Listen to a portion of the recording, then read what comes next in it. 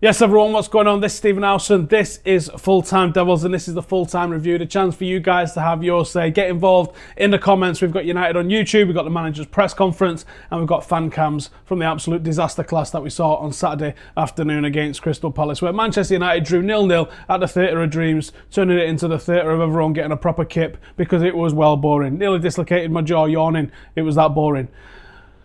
And the problems that we've been seeing all season have been evident, haven't they? The lack of spark, the lack of energy, the lack of imagination, intensity. Jose talks a little bit about that in his press conference, which we've got coming up in a second. All of the problems that we've seen, the lack of quality of footballers. Now, there is a hierarchy of blame. The Glazers, Mr. Woodward, they take a proportion. Jose definitely takes a portion.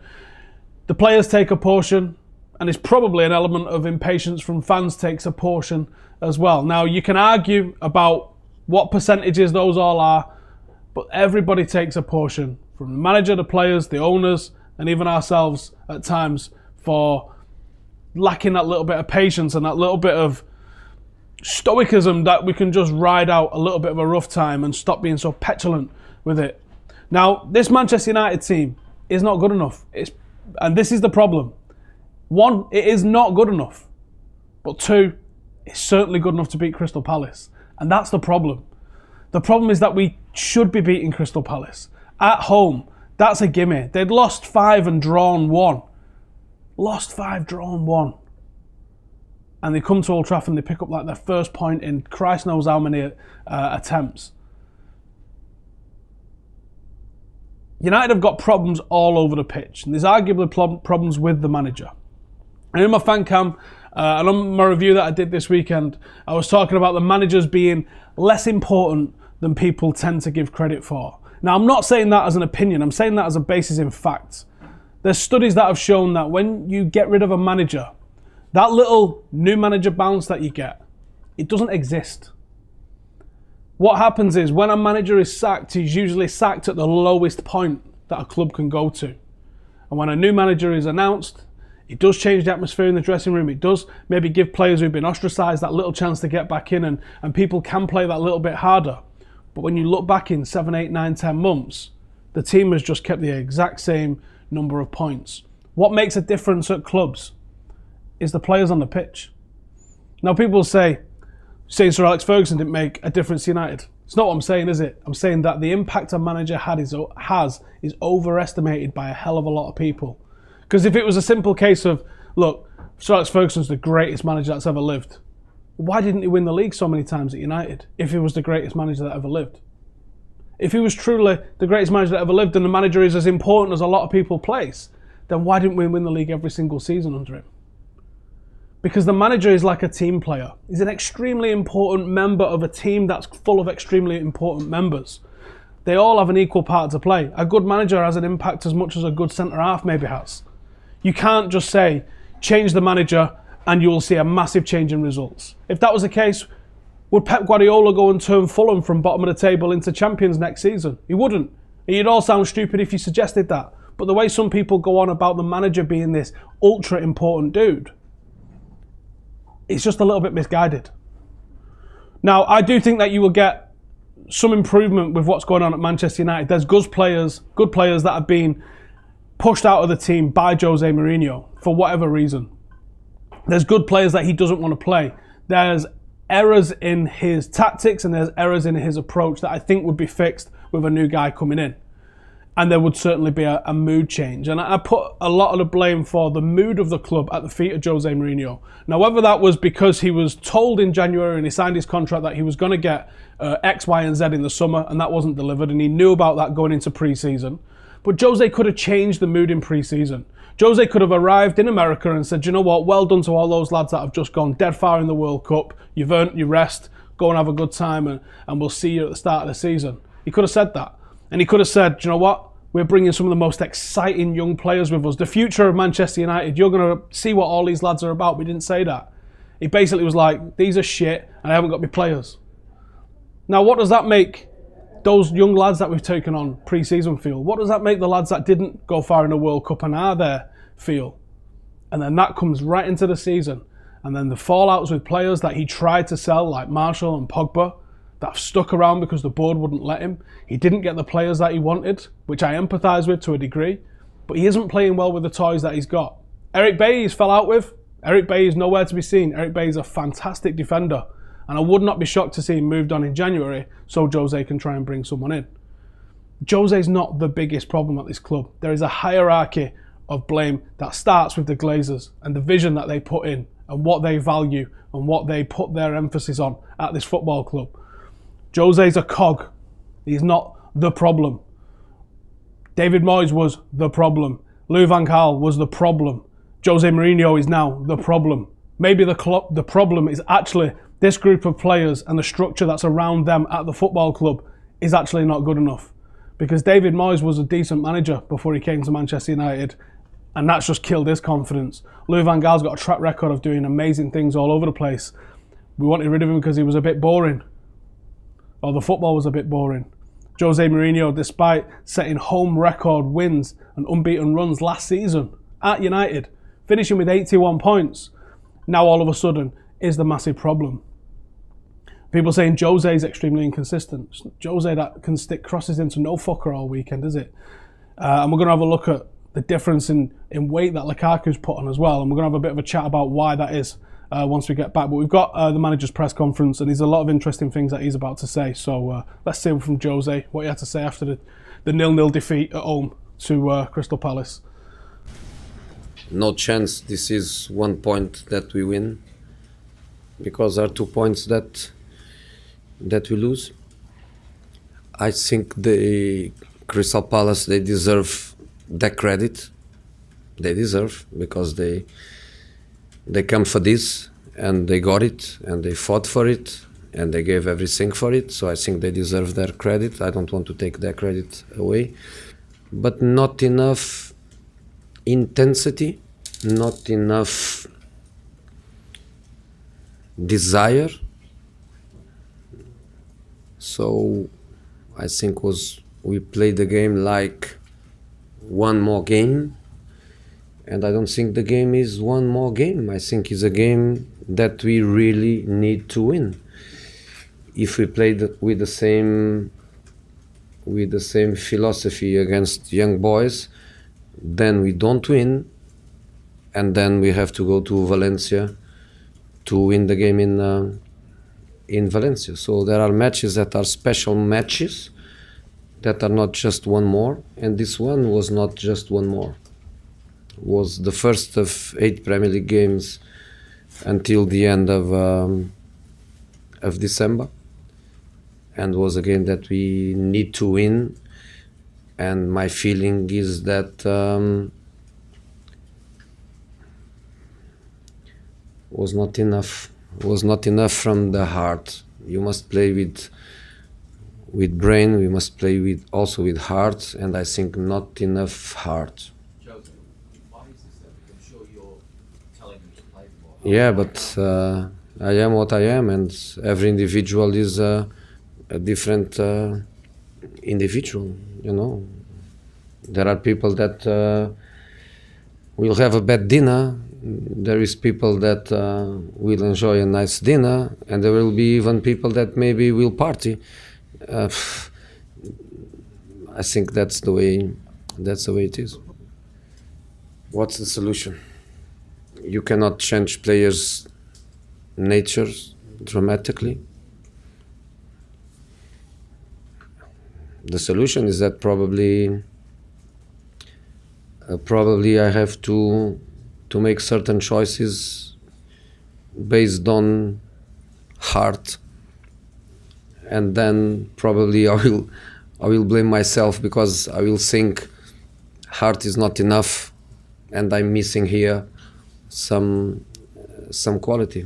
When a player is open to it, when a player realizes that he has to give more and he has to change his nature a little bit, when they are open, they change. There are many examples that coaches, managers, they change a little bit, not the DNA, but the players' emotional qualities. There are many examples of it.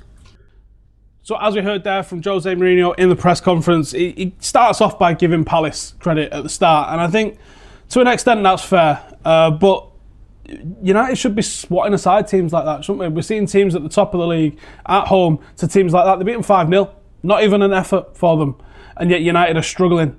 I actually saw someone on the radio yesterday on 5 Live had phoned up and he was like, this is a boring defensive manager and he hasn't bought anyone of creativity, and I was like, well, that's absolute bollocks, isn't it, to be honest, because he brought in Mkhitaryan. Now, he got rid of Mkhitaryan, but he brought him in. He also brought in Sanchez. He's also brought in, you could say Zlatan was a little bit of a creator at times, Paul Pogba, Fred. He's brought in quite a lot of players now that are creative players. So the guy was trying to make out that he'd only bought defenders and stuff, which was, I think people are getting far too emotional over this and not actually looking at the facts of everything that's going on. Now, one of the facts is that we are pure and simple not good enough, which Jose says. He says, heart's not enough, we're missing quality, and I definitely agree with that. You can be as heart as you want, but you do need quality. Again, going back to it, because it's not just a simple black and white thing, we do have the quality to beat Crystal Palace. We should have been beating Crystal Palace. We maybe don't have the quality to win the league at the moment, but we absolutely have the quality to beat, let's be honest with ourselves and not even disrespectful, a shit Crystal Palace team at that. He says we needed to win, but the players didn't turn up. He goes, and if we don't beat young boys, then we've got problems in the Champions League. And he's absolutely bang on. Now, I think he's probably only still in the job because of the Juventus win, because that gave us a lot of breathing room in the Champions League. If we hadn't have won at Juventus, we was looking at the last couple of games going, whew, we can't afford any sort of slip-ups. We can kind of afford a slip-up in the last couple of games in the Champions League because of that victory. But I think if he doesn't get the job done at young boys at home, the whipping boys of our group, then I think we are really looking at probably what's going to be the last thing. Let's look at some of you guys are saying in the comments. He's not signed the right players. Agreed, but he's also not been allowed to sign some of the players that he wanted. Stavros, I saw a comment from you earlier saying that Rodgers and Klopp, you saw there was an improvement under Klopp at Liverpool. There actually wasn't an improvement at Liverpool until they signed Van Dijk, and then there was a huge improvement at Liverpool. But until then, the record of Rodgers and Klopp was actually identical, which again, like I'm saying, it suggests that it's more on how good the team is and less about how good the manager is. Gamer Rio says, bring back Giggs or even go get Enrique from Spain. But again, if the most experienced managers don't get it, like, there is no guarantee with anybody at all. Nobody. There isn't a guarantee. If there was a guarantee, it was Jose Mourinho before we appointed him. And look what's happened here. Isso says, count the tears, you won't win next year either, so that's 8 years without a title. Well, you're dog shit at maths, aren't you, mate? So no, it's not 8 years just yet. Calm yourself. It's a while away from that. Baye and Lindelof are good enough. Baye's got a lot of positive attributes. He's a little bit rash at times. Lindelof struggles with aerial balls. He's been pretty good recently because we've played teams that have suited his particular style of play, but when a team goes quite direct, a bit of old school English sort of style, he definitely struggles against that. That's why he looked better in Europe last season, and the run of games we've had recently where he looks pretty good. So I think that's more down to the opposition than himself, but he has improved from what we saw when we first signed him. I still don't think he's quite at the level of a top-class defender just yet. Where are Pereira and Fred? I don't know. To be honest, like, that was the problem for me. When you're struggling at home to Crystal Palace, your plan B, and we'll talk about this a little bit later on when we get to United on YouTube. In fact, I'll just talk about it then, actually. But that was the problem for me. Bringing on Fellaini and having Fellaini and Matic on the pitch at the same time when you're looking for creativity, trying to move the ball up the pitch and trying to create chances without the conductor in Pogba, we really struggled with that one. We've got the fan cams coming up in a second, but I wanted to just show you this quickly about Lukaku. So, Romelu Lukaku, when we first signed him, had a fantastic first season for us, 27 goals, all competitions.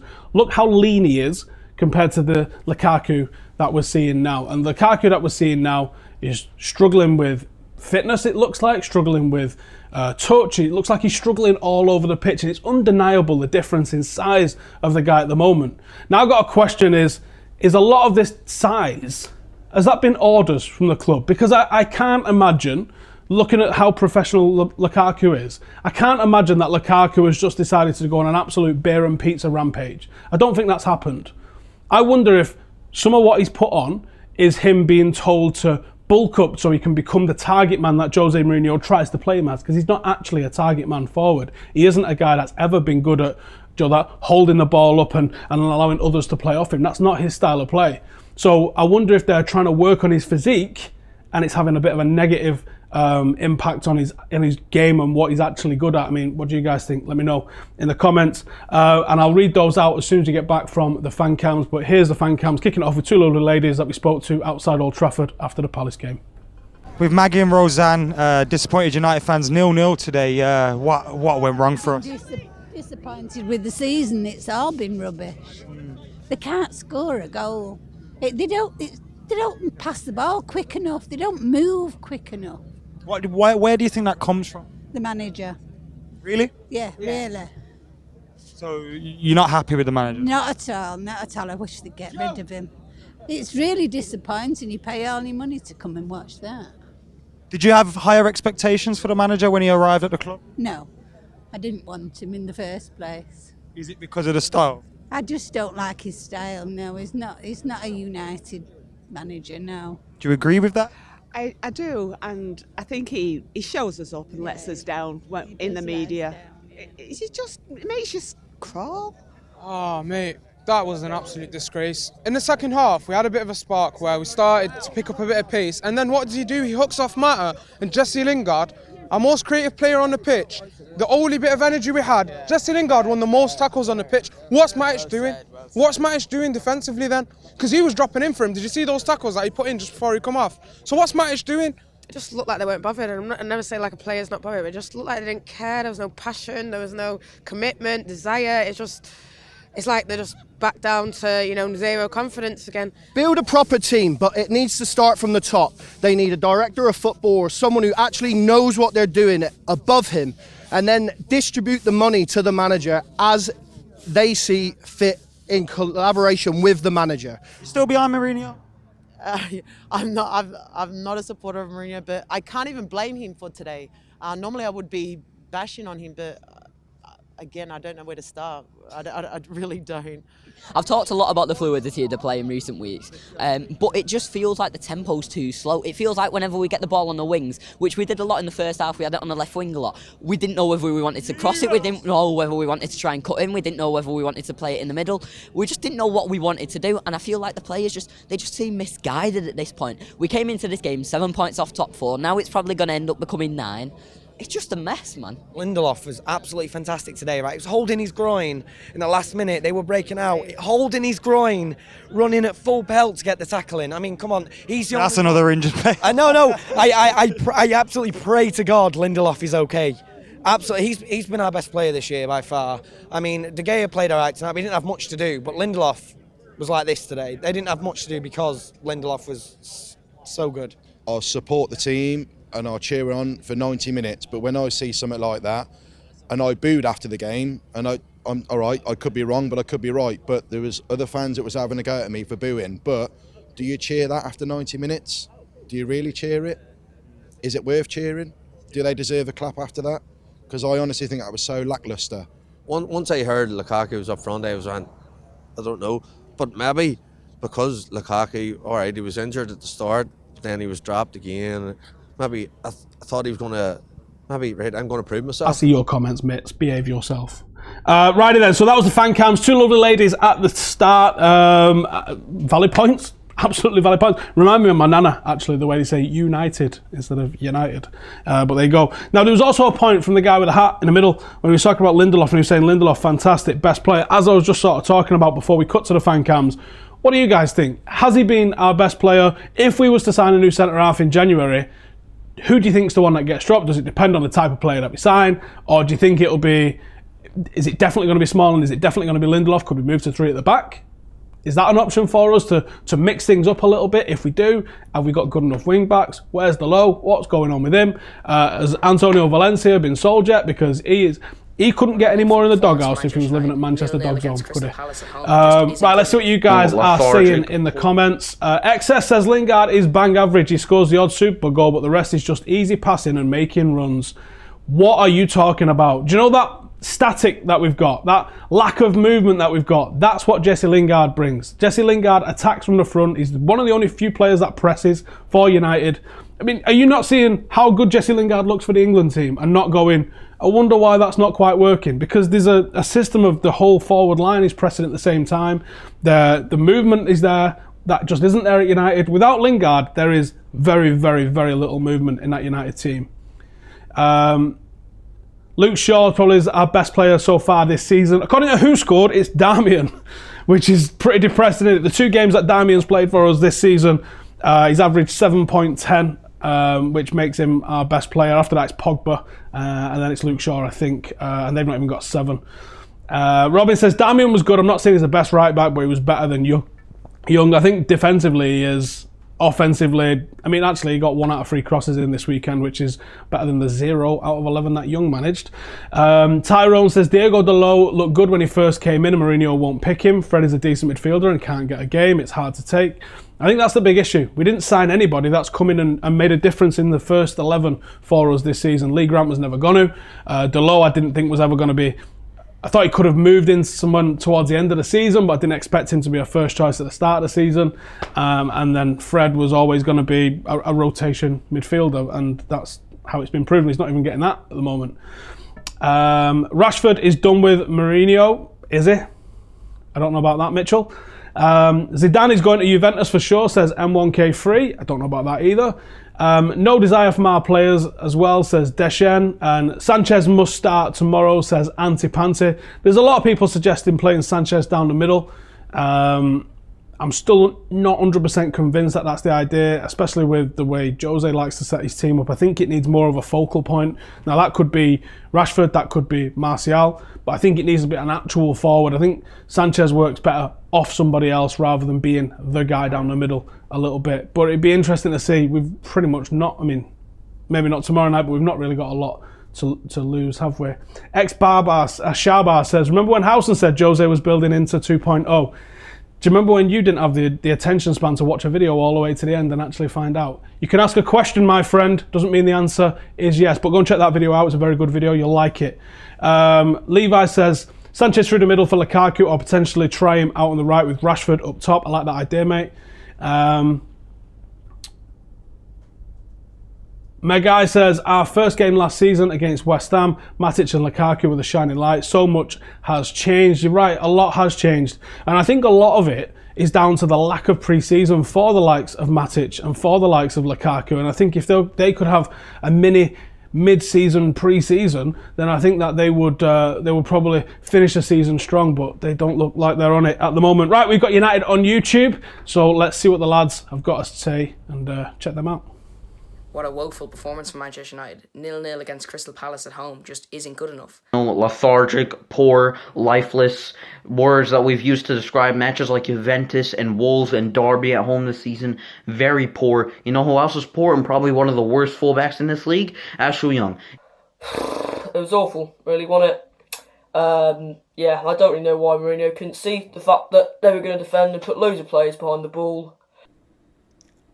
One positive after that game is that Sean Dyche was there, and hopefully he was looking at Ashley Young to take him in the summer, and Chris Smalling, take Phil Jones as well, and Valencia. I'm done.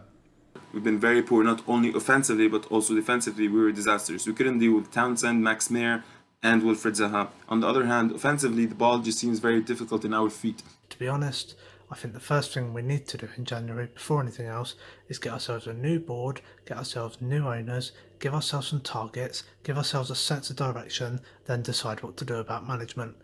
I don't know what he's doing, really. Don't know why he hasn't changed the tactics, really. It's obvious it's not working. Don't know why Matic is still playing. Don't know why Dalot hasn't been playing much. We're not creating enough chances in order to win in Old Trafford. And our solution is always introducing double substitution halfway through the second half. And if it worked before, it doesn't mean that it will always happen. We've got to get a dead one out. We're talking Fellaini. I mean, why did you take Pogba off? It just starts at the top of the manager and all through to some of the players. They got to go. How are we going to put in a performance like that when we put in 32 crosses and 30 of them come out unsuccessful is just a joke. We didn't play good football or score. And that's something you have to do at Old Trafford. We did neither. Michael Carrick and Wayne Rooney get testimonials, not Chris Smalling. You know what I mean? Jose, I think I want him gone now. He clearly can't turn this around. Nemanja Matic just needs at least a 2-week rest. It's just getting really bad now. Really bad. There's no creativity. We look like we had no game plan up there. We stick on Fellaini every time as our plan B when we haven't scored. It's getting beyond a joke at this stage, and I think Mourinho can't do anything else, but he has to go. We're not creating enough chances. We're not the team that we used to be in Old Trafford before. So I'm done. Sorry, Mourinho. I hate to see a man lose his job, but you gotta go. And you know what's gonna happen? We're gonna absolutely smash Young Boys, and he's gonna keep his job. And I'm sick of it. So I'm done. I'm done. I'm done. Stay locked in and subscribe to Full Time Devils. Adding no creativity, no style of play to United, and I'm just not happy at all. But guys, let me know what you think. I know it's not going to be positive, and make sure you stay subscribed. The bucket hat's gone today. I'm not in the mood for it really. Yeah, you can subscribe to Full Time Devils if you want. Thank you to all those who sent us a video. If you would like to send us a video in United on YouTube, then following next weekend's game, all you got to do is hit the description below, find the email address, send us your 30-second review, and you can be in this game. And some of these lads are going to be appearing on previews pretty soon. So if you'd like to get into the Full Time Devils previews and talk to us on those, the way to get in is to come through United Review, like some of these guys are doing. So I have to agree with Raf right at the top there. Ashley Young, no comment. All I'll say to you, if he left us, who would he sign for? Who would he start for? There you go. Like Shay says there, new owners, new board. Not that simple, but I absolutely agree. I think that is the issue. You got to have owners, management, board that have all got one focus, and that is to be the best damn club that we can be, not the most money-making club that we can be. You can't... There's an old sort of phrase in fighting. If you go for the knockout, you're not winning the decision. If you go for the decision, you're probably not going to knock them out. And the problem United have got at the moment is we're going for financial success, and you can't have financial success and on-the-field success at the same time. You can't make money. That money needs to be spent on the team, improving that team all along. And the fact that we're pouring money into it now just highlights how underfunded that team was for the 7 or 8 years up until Sir Alex Ferguson leaving, and that is the issue. And as Jack says, talking about Fellaini being the plan B, I'll say it's a bit deeper than that. You can bring Fellaini on if you adapt the tactics that you're going to do to start putting it long to him, to start finding him in the box, have players playing off him. But when you look at the 3 substitutions that we did, there was no cohesion to them. It didn't seem like there was much of a plan to what we did. We brought on Rashford, who plays one way, Sanchez, who plays another way, and then Fellaini, who plays another way. And there was no sort of... There wasn't anything that those lads came onto the pitch where you go, oh, that I can see what they've been told to do there. It was just sort of like... all my chips are on the table, see what happens. It was very strange 3 substitutions, I thought, where he tried to go for it and it didn't happen for us in the end. Right then, thank you guys for joining us. Make sure to subscribe. We've got a preview coming out a little bit later on for the Young Boys game, so make sure to stick around for that one. I think Dave's going to be presenting it because he's sat right there. Give it a subscribe. Make sure to go and check out all the lads on United on YouTube. Give it a like if you enjoyed. I mean, give it a like if you were bored on Saturday. How about that? Should we do that instead? And I will see you over the next couple of days as we've got all the Young Boys coverage. So thank you guys for watching. We'll see you in the next one. Laters.